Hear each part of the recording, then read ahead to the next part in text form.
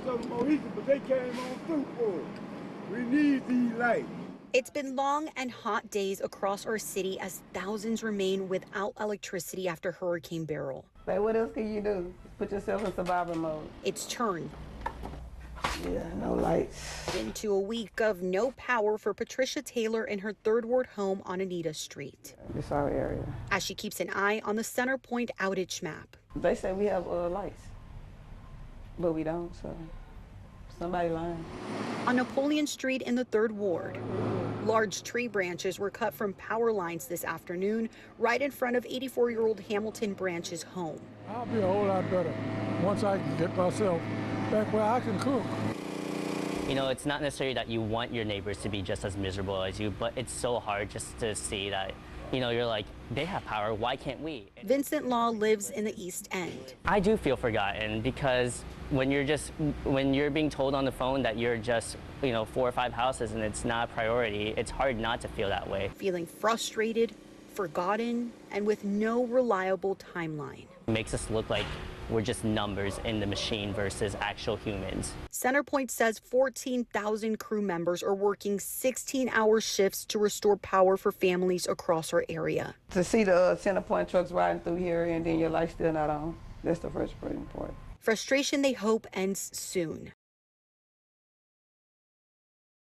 I live in my trunk. There's my pillows, blankets.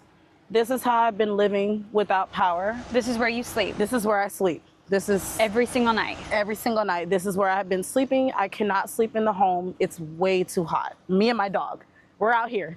This is us. This is home for us right now. I haven't been with my kids for 3 days. I'm not able to leave the home because I can't lock my doors. I work from home.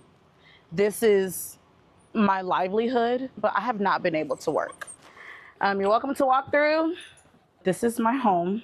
There's definitely not a lot of air pumping in here right now. Takeout. I can't cook. I can't do anything. What did CenterPoint say when you reached out to them?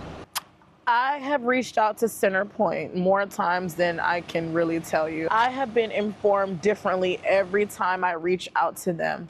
If we pull up CenterPoint's outage map, it shows that her neighborhood is energized with the potential for localized outages. Even though her neighborhood is in the green, CenterPoint tells me that there could be a circuit level outage, which is why her neighborhood still doesn't have power. CenterPoint says circuit level outages typically include locations where more than 100 customers are impacted. So if you see street lights, surrounding neighborhoods, or grocery stores are without power, that's typically a sign that the problem is circuit level.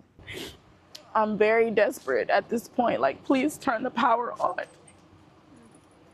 Just turn it on, please. I miss my kids. I miss being at home.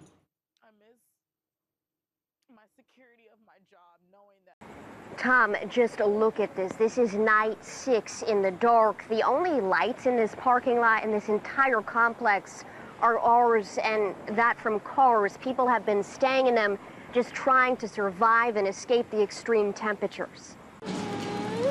The incessant crying, the oppressive heat. Jamie Rabinalis wants it all to stop. I feel bad.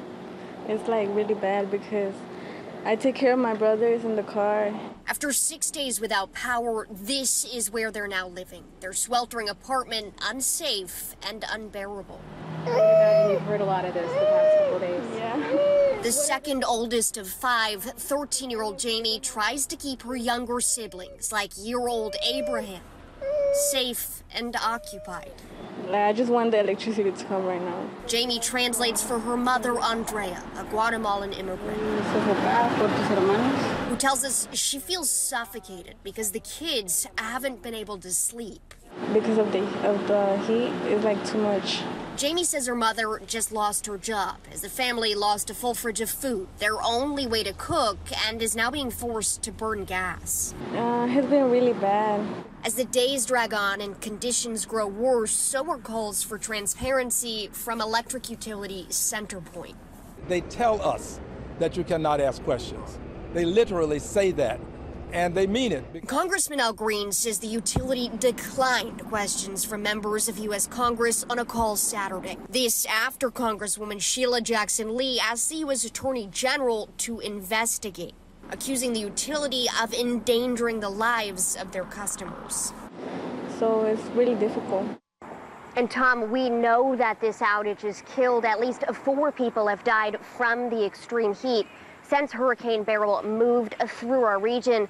Others have died from carbon monoxide poisoning and medical equipment failure.